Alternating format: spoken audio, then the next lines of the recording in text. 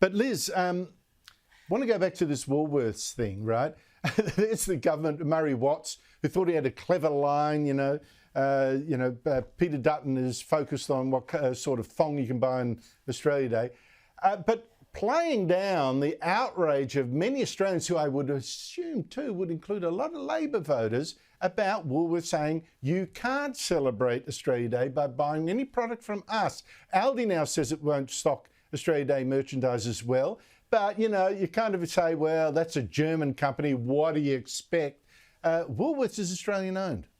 But is it? If you look at the two major shareholders of Woolworths, Andrew, they are BlackRock and Vanguard. Yes, those two very well-known, massive entities that basically control every company under the sun. If you can name one that they don't own, haven't got four paws in each pie, then I'll hold my breath, but I'll probably die. These guys are extremely powerful, and we know who's pulling the strings here. The anti-West, the self-loathing that is being rolled out across the West.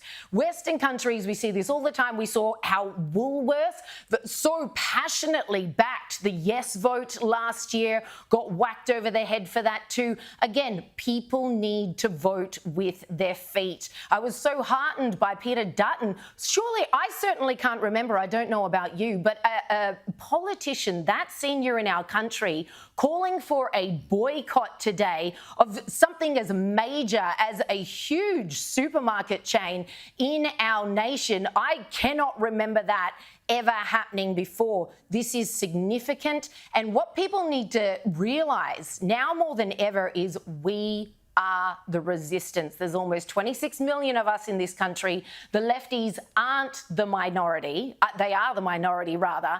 And the silent majority can stay silent but take their money elsewhere. Go to farmers markets. We're always talking about how ripped off the farmers are in this country by this duopoly of Coles and Woolworths. We, the consumer, have the power with our dollars, and we can tell these global elites pulling the strings, yes, even at Woolworths, where they can shove their agenda.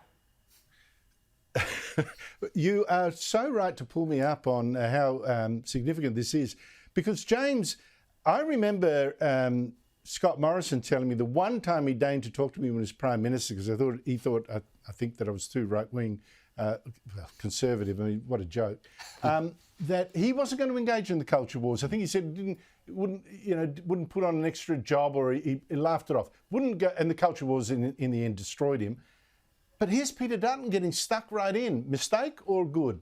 Absolutely good. He'll ride all the way to the lodge on issues like this. I mean, can you believe Murray Watt? Murray Watt says the Labor Party, we're focused on fighting inflation. No, you're not. The RBA have been fighting inflation. The Labor Party have been fueling inflation. And then he accuses Peter Dutton of wasting time fighting the culture wars. Aren't the left hypocritical? They're the ones who dismantle the culture, and anyone who objects, they're the ones who are accused of fighting the culture wars. Yes. It's as plain as day. No one buys it. It's absolute rubbish. Peter Dutton is right to take a stand on this. Morrison disappointed his supporters because he refused to fight the culture wars. Like Liz said, there's 26 million of us who are dying for somebody to stand up for our country and fight the culture wars. Dutton will absolutely win on this one. Woolworths will lose, so will Aldi. Coles have come out and said, we will stock Australian items for Australia Day. Well, their marketing department just got an absolute free kick, didn't they? Absolutely. Liz Storey, James McPherson, thank you both for your time.